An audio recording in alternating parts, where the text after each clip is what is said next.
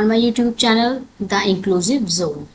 तो आज की वीडियो में हम डिस्कस करेंगे नेशनल एजुकेशन पॉलिसी 2020 के बारे में और step by step, chapter by chapter हम चीज़ों को समझते हुए चलेंगे कि एनईपी 2020 में क्या क्या चीज़ें बताई गई हैं, क्या क्या ट्रांसफॉर्मेशंस हुए हैं।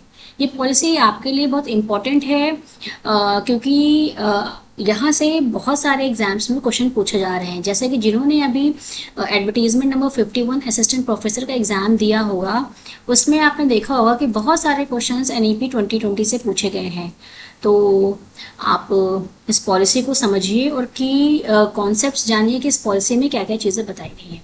तो चलिए स्टार्ट करते हैं और आज की वीडियो में हम बेसिक्स जानेंगे कि क्या क्या चीज़ें एनईपी 2020 में बताई गई हैं। उसके बाद हम चैप्टर बाय चैप्टर चीज़ों को समझते हुए चलेंगे।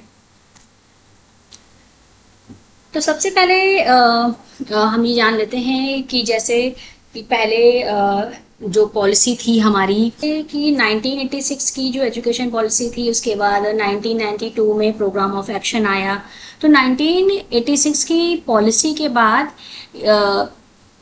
ये आपकी न्यू एजुकेशन पॉलिसी या नेशनल एजुकेशन पॉलिसी 2020 आई। या हम ये कह सकते हैं कि 1986 की जो एजुकेशन पॉलिसी थी उसको रिप्लेस करके नई पॉलिसी लेके आएगी जिसको कहा गया नेशनल एजुकेशन पॉलिसी 2020। तो ये जो पॉलिसी है ये 21st सेंचुरी की पॉलिसी है और इसको अनाउंस किया गया था 29 जुलाई 2020, यानी कि 29 जुलाई 2020 को इस पॉलिसी को अनाउंस कर दिया गया कि अब से नेशनल एजुकेशन पॉलिसी 2020 को ही फॉलो किया जाएगा। देन कुछ 2017 a committee for the draft national education policy, यानी नेशनल एजुकेशन पॉलिसी को ड्राफ्ट करने के लिए 2017 में एक कमेटी बनाई गई और इस कमेटी के जो चेयरमैन थे वो थे डॉक्टर के कस्तूरी रंगन, या हम ये भी कह सकते हैं डॉक्टर के कस्तूरी रंगन की अध्यक्षता में या चेयरमैनशिप में नेशनल एजुकेशन पॉलिसी 2020 का ड्राफ्ट बनाया गया। इसके बाद ही 29 जुलाई 2020 को इस पॉलिसी को अनाउंस कर दिया गया और इस पॉलिसी ने जो आपकी 1986 की नेशनल एजुकेशन पॉलिसी थी और जो POA प्रोग्राम ऑफ एक्शन 1992 था, इसको रिप्लेस कर दिया गया। नेशनल एजुकेशन पॉलिसी 1986 या प्रोग्राम ऑफ एक्शन 1992 वाली वीडियो अगर जो आपने नहीं देखी है तो उस वीडियो को ज़रूर देखिए। मैं ऑलरेडी इस वीडियो को बना चुकी हूँ। ठीक, ये पहली एजुकेशन पॉलिसी है 21st सेंचुरी की। इस पॉलिसी का विजन है कि एजुकेशन फॉर ऑल, यानी कि सबको शिक्षा देना, life long learning and holistic development. ये आप कह सकते हैं कि अगर जो आपसे पूछा जाए कि इस पॉलिसी का विजन क्या है तो आप बता सकते हैं कि एजुकेशन फॉर ऑल, सभी के लिए शिक्षा, किसी भी वर्ग को शिक्षा से वंचित ना किया जाए। तो education for all, life long learning, जीवन पर्यंत सीखना, लाइफ लॉन्ग लर्निंग का विजन लेके आई और होलिस्टिक डेवलपमेंट। होलिस्टिक डेवलपमेंट का मतलब है सर्वांगीण विकास, यानी लाइफ के हर एक एस्पेक्ट का डेवलपमेंट करना इस एजुकेशन पॉलिसी का विजन था। ये जो पॉलिसी है ये इक्विटी, क्वालिटी, इंक्लूसिविटी और एक्सेस पे बेस्ड है। ये जो आपके ये वाला जो पॉइंट है ये बहुत इंपॉर्टेंट है, यहाँ से एग्जाम में क्वेश्चंस ऑलरेडी पूछे जा चुके हैं। ठीक है, तो equity, quality, inclusivity and access की बात नेशनल एजुकेशन पॉलिसी 2020 करती है। Is it clear? तो ये एक छोटा सा इंट्रोडक्शन था नेशनल एजुकेशन पॉलिसी 2020 का। डिस्कस करेंगे कि ये जो टर्म्स हैं इनका मतलब क्या है। Is it clear? अब हम चलते हैं नेक्स्ट स्लाइड की तरफ। अब इसको स्टार्ट करने से पहले हम ये भी समझ लेते हैं कि जो आपकी पॉलिसी है इसमें टोटल 4 पार्ट हैं। आपके कुछ एग्जाम में यहाँ से भी क्वेश्चंस आए थे कि नेशनल एजुकेशन पॉलिसी में टोटल कितने चैप्टर्स हैं या कितने पार्ट्स हैं। ठीक है, तो टोटल 4 पार्ट्स हैं और ये पहला पार्ट है स्कूल एजुकेशन, यानी कि पहले पार्ट में स्कूल एजुकेशन के बारे में बात की गई है।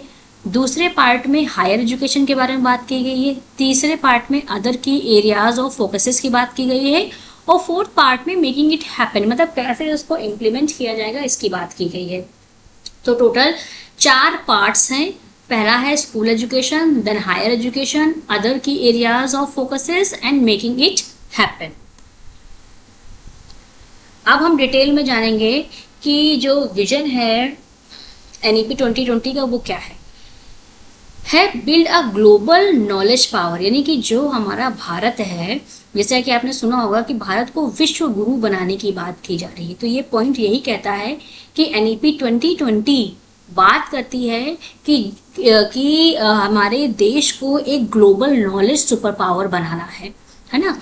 यहाँ पे critical thinking, national education policy इस तरीके से डिज़ाइन की गई है कि बच्चा जो है वो रोट लर्निंग पे फोकस ना करके क्रिटिकल थिंकिंग करे, उसके अंदर क्रिएटिविटी हो, सृजनात्मकता हो, इनोवेशन हो, नई नई चीज़ों को इनोवेट कर सके। तो जो एनईपी 2020 का फोकस ही यही है, उसका नेचर ही यही है कि रोट लर्निंग को बिल्कुल रिप्लेस करके बच्चों के अंदर क्रिटिकल थिंकिंग, क्रिएटिविटी और इनोवेशन जैसी चीज़ों को बिल्ड करना।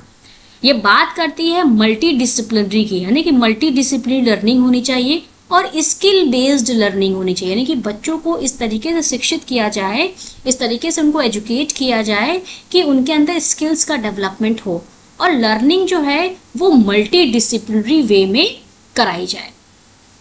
Emphasis on Indian culture, values and ethics, ये पॉलिसी जो है वो इंडियन कल्चर, वैल्यूज और एथिक्स की बात करती है। और जो भी 21st सेंचुरी के जो चैलेंजेस हैं उसको टैकल करने के लिए स्टूडेंट्स को तैयार करना, prepare students for 21st century challenges, ये विजन है एनईपी 2020 का। Is it clear? Then most important point कि जो एनईपी 2020 है इसके 5 पिलर्स हैं। पहला पिलर है आपका एक्सेस, दूसरा है इक्विटी, देन है क्वालिटी, अफोर्डेबिलिटी एंड अकाउंटेबिलिटी। अब हम डिस्कस करेंगे कि ये जो 5 पिलर्स हैं इनका मतलब क्या है। एक्सेस का मतलब होता है कि ensuring that all children regardless of their background or location have access to quality education, यानी कि बच्चा जो है, जो चिल्ड्रन है, वो चाहे किसी बैकग्राउंड का हो, किसी भी बैकग्राउंड का हो, कहीं भी किसी भी लोकेशन का हो, शिक्षा जो है, जो एजुकेशन है वो हर तबके तक पहुँचे। ठीक है, इसका मतलब होता है एक्सेस, कि ensuring that all children regardless of their background or location have access to the education, हर एक बच्चा शिक्षा तक पहुँच सके। ठीक है, ये मतलब होता है आपका एक्सेस। इक्विटी का मतलब होता है, आप इक्विटी को इस तरीके समझ सकते हैं, इंडिविजुअलाइज्ड सपोर्ट।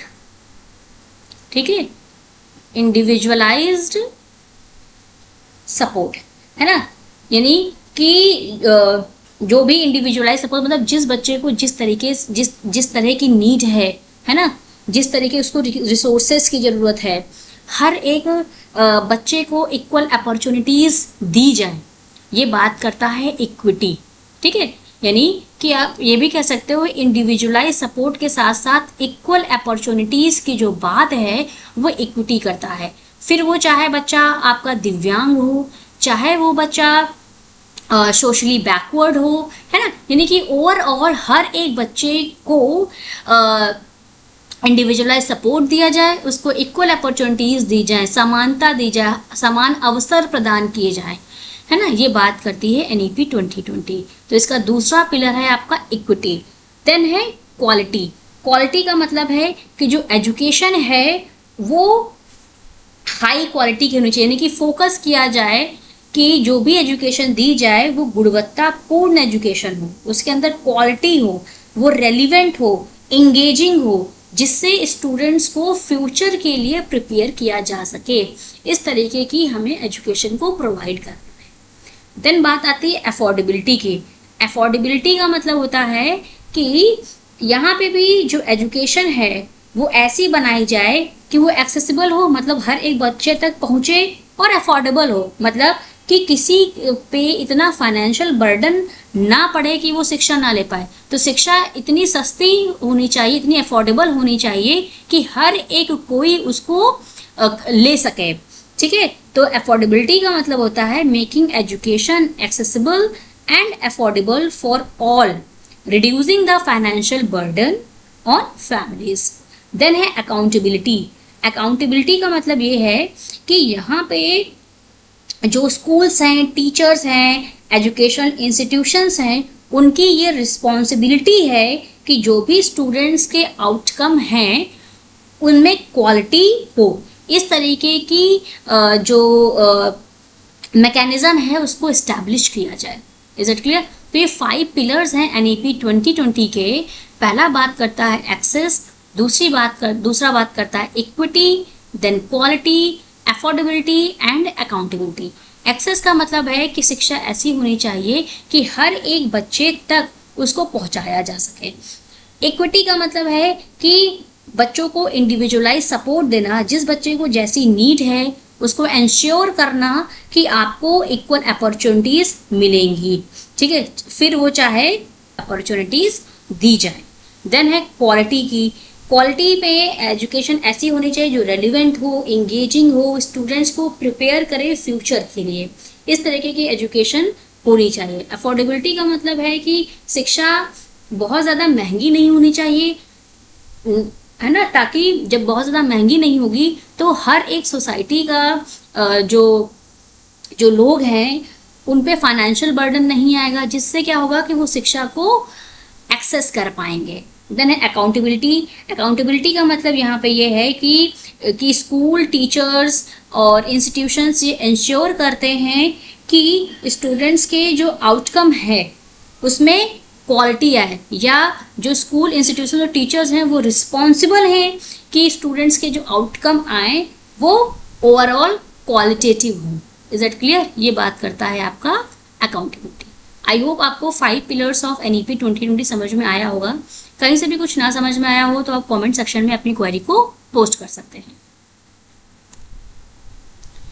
देन है आपका की प्रिंसिपल्स ऑफ एनईपी 2020।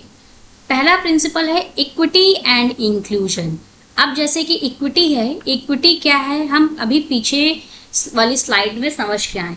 ठीक है, इक्विटी का मतलब क्या होता है? Individualised support.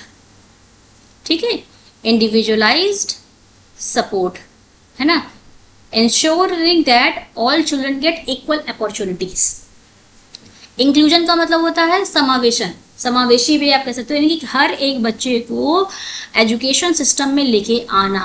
वो फिर चाहे बच्चा आपका दिव्यांग हो, चाहे वो बच्चा आपका ट्रांसजेंडर हो, चाहे वो बच्चा आपका सोशली डिसएडवांटेज ग्रुप का हो, यानी कि हर एक बच्चे को एजुकेशन के अंदर लेके आना है।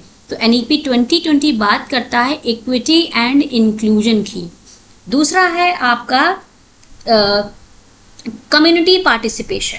कम्युनिटी पार्टिसिपेशन का यहाँ पे ये मतलब है कि encouragement and facilities for private and community participation, यानी कि हर एक कम्युनिटी का जो पर्सन है वो इस तरीके से पॉलिसी को डिज़ाइन की गई है कि हर एक इंडिविजुअल उसमें पार्टिसिपेट करे। यूज़ ऑफ टेक्नोलॉजी, अभी हम आगे पढ़ेंगे किस तरीके से टेक्नोलॉजी फोरम्स बनाए गए हैं जिससे जो टीचिंग लर्निंग प्रोसेस है, ठीक है, जो टीचिंग लर्निंग प्रोसेस है उसको और इंटरैक्टिव और अच्छा और एक्सेसिबल कैसे बनाना है, उसके लिए टेक्नोलॉजी का यूज़ बताया गया है कि यानी कि किस तरीके से हम टेक्नोलॉजी का यूज़ करें जिससे जो लैंग्वेज बैरियर्स हैं, है ना, इन सारी चीज़ों को दूर किया जा सके। देन है आपका कंटिन्यूअस रिव्यू। आपका कंटिन्यूअस रिव्यू है। कंटिन्यूअस रिव्यू का मतलब ये है कि जो आपका 360 डिग्री जो असेसमेंट है या बच्चे का 360 डिग्री असेसमेंट किया जाए, ये आता है आपको कंटिन्यूअस रिव्यू के अंदर। देन है एम्फसाइज कॉन्सेप्चुअल अंडरस्टैंडिंग। यहाँ पे कॉन्सेप्चुअल अंडरस्टैंडिंग का यहाँ पे ये मतलब है कि जैसे हमने पिछली स्लाइड में ही डिस्कस किया कि रोट लर्निंग पे फोकस नहीं करना है। ठीक है, रोट लर्निंग पे फोकस नहीं करना है। बच्चों को इस तरीके से पढ़ाया जाए कि उनका कॉन्सेप्ट बिल्डिंग हो सके, वो चीज़ों को समझ सकें। देन है आपका यूनिक कैपेबिलिटीज। यूनिक कैपेबिलिटीज का यहाँ पे ये मतलब है कि बच्चे के अंदर क्या कैपेसिटीज हैं, क्या कैपेबिलिटीज हैं, क्या यूनिकनेस है, ये रिकॉग्नाइज किया जाए। देन है क्रिटिकल थिंकिंग एंड क्रिएटिविटी। बच्चों के अंदर लॉजिकल डिसीजन मेकिंग और इनोवेशन को बिल्ड करना है। और दूसरा है रिक्वेस्ट फॉर डाइवर्सिटी। ठीक है, रिक्वेस्ट फॉर डाइवर्सिटी का मतलब यहाँ पे ये है कि फिर वो चाहे करिकुलम हो, फिर वो चाहे पेडागोजी हो, चाहे वो पॉलिसी हो, डाइवर्सिटी को एक्सेप्ट करना है। Is it clear? तो ये आपके कुछ की प्रिंसिपल्स थे एनईपी 2020 के, इस जो बात करती है इक्विटी एंड इंक्लूजन की, कम्युनिटी पार्टिसिपेशन की, यूज ऑफ टेक्नोलॉजी की, continuous review, emphasized conceptual understanding, unique capabilities, critical thinking and creativity और request for diversity। तो आई होप आपको बेसिक चीज़ें समझ में आई होंगी कि ओवरऑल एनईपी 2020 बात क्या कर रहा है ना। कहीं पे भी अगर कुछ ना समझ में आया हो तो आप कमेंट सेक्शन में अपनी क्वेरी को पोस्ट कर सकते हैं। और नेक्स्ट वीडियो में हम चैप्टर बाय चैप्टर, जैसे कि हम स्कूल एजुकेशन, सबसे पहला चैप्टर आपका स्कूल एजुकेशन है, तो स्कूल एजुकेशन के बारे में डिटेल में डिस्कस करेंगे। और अगर जो आपको ये वीडियो अच्छी लगी हो तो वीडियोस को लाइक करें, चैनल को सब्सक्राइब करें, and most important thing share with your friends also.